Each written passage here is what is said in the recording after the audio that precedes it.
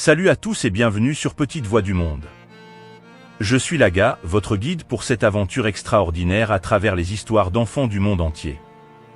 Aujourd'hui, nous allons vous présenter l'histoire d'une fillette au destin extraordinaire. Alors sans plus tarder, écoutons le récit.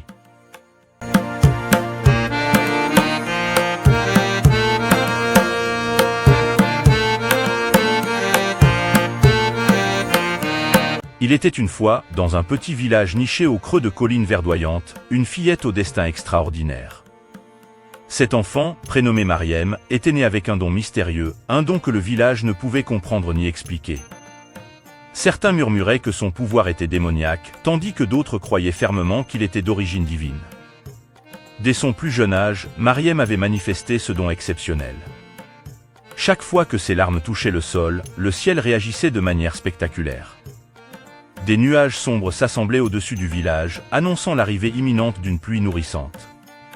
Les rivières gonflaient, les champs s'abreuvant de cette bénédiction céleste, et la terre s'épanouissait sous les gouttes bienfaitrices. Cependant, la communauté était partagée. Certains craignaient le pouvoir étrange de la petite Léa, le considérant comme un présage sinistre. D'autres, plus optimistes, voyaient en elle une messagère des dieux, une enfant bénie qui pouvait apporter la vie à une terre autrefois aride. Les adultes murmuraient dans l'ombre du marché, tandis que les enfants se tenaient émerveillés devant les phénomènes météorologiques qu'elle déclenchait involontairement. Mariem, elle, restait innocente de l'impact de ses larmes sur la nature environnante.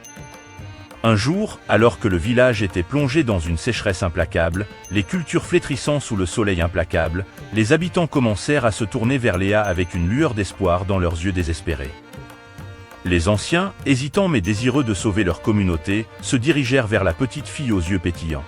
« Peux-tu, par ta grâce, amener la pluie pour apaiser la soif de notre terre ?» demanda l'aîné du village. Mariem, ne comprenant pas pleinement la portée de sa puissance, consentit avec un sourire innocent. Elle se laissa emmener au sommet de la colline, où les gens se rassemblèrent, espérant voir un miracle. Alors que les premières larmes de Léa touchèrent le sol craquelé, un souffle de vent agita doucement les feuilles des arbres. Puis, comme si les cieux eux-mêmes répondaient à son appel, des gouttes éparpillées commencèrent à tomber, puis à se transformer en une pluie douce et régénératrice. Le village, émerveillé, célébra la jeune fille comme une héroïne. Les champs reprirent vie, les rivières retrouvèrent leur vigueur, et le village prospéra comme jamais auparavant. Mais avec le pouvoir vint la complexité. Mariem, bien que chérie, était devenue un fardeau inconscient. Chaque larme qu'elle versait déclenchait un don qui, bien que miraculeux, pesait lourdement sur ses épaules enfantines. Les saisons passèrent, et le village dépendait de plus en plus des larmes de Mariem pour sa survie. C'est alors que la fillette, devenue adolescente, ressentit le fardeau de son don. Elle se retrouva à devoir pleurer même lorsque son cœur était joyeux, car le village attendait désespérément ses larmes pour assurer son bonheur. Un jour, alors que le village était florissant grâce à ses larmes, Mariem gravit la colline seule. Les nuages s'accumulèrent, mais cette fois, elle ne pleura pas. Elle contempla le village, se demandant si sa bonté involontaire avait été une bénédiction ou une malédiction. La pluie tarda à venir. Les habitants commencèrent à s'inquiéter, et la panique se répandit. Les champs se desséchèrent, les rivières se tarirent, et la prospérité d'autrefois semblait s'évaporer.